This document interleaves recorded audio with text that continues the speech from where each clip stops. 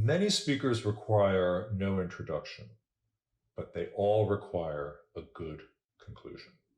And that's the problem. Ending strong is really hard. It's always easier to begin than it is to end. So we all need conclusions. What I want to do is introduce you to some of the ways other speakers have really ended speeches in a super strong, super powerful way.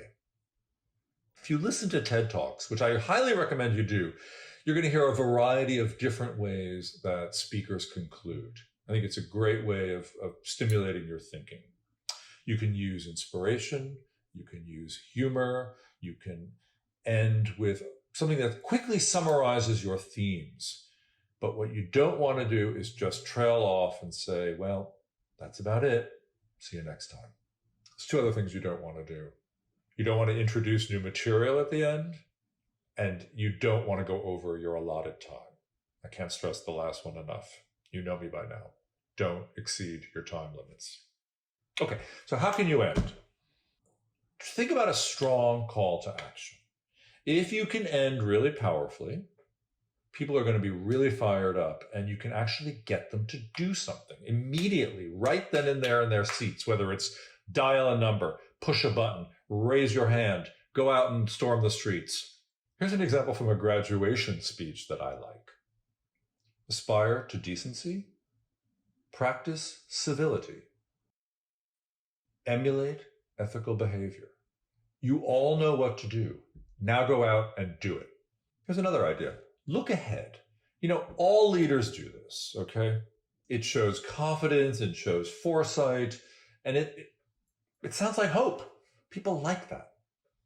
Here's an example. We have great challenges and great opportunities ahead of us. With your help, we can meet those challenges, and we can make next year the best year in our history. Close the loop. So if you start with a story, end with that story. All of the stuff in between can go wherever you want it to go. But if you can make that loop, it's a great thing. It really is coherent. People love narrative. So think about where you're starting. Think about where you're ending. A quote can often be a nice way to wrap up. Al Gore said this at a eulogy for the survivors of the Columbine massacre. I yearn that we can come through this dark passage a stronger and more caring people.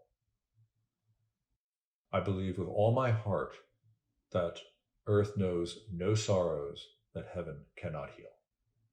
A powerful statement.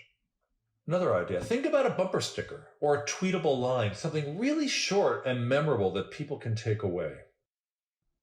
You know, because really, people are only going to take away one or two things from your presentation anyway. It's just the way the mind works. So give them something that's really sticky.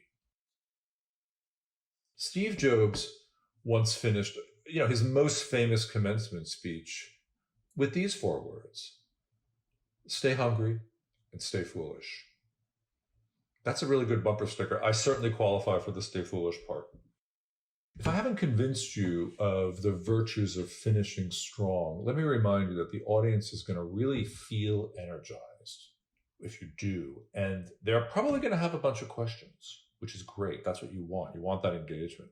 However, if they have no questions, you better be prepared. So come prepared to ask them a question. And that will likely ignite a conversation and a discussion that will be a nice way to end stronger.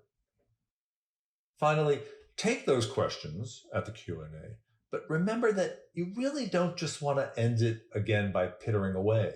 You want to end strong, so feel free to repeat your resounding conclusion. Feel free to remind them of the powerful ending that you originally had. It's almost like a second close. Use it. That's what you want people to leave thinking about.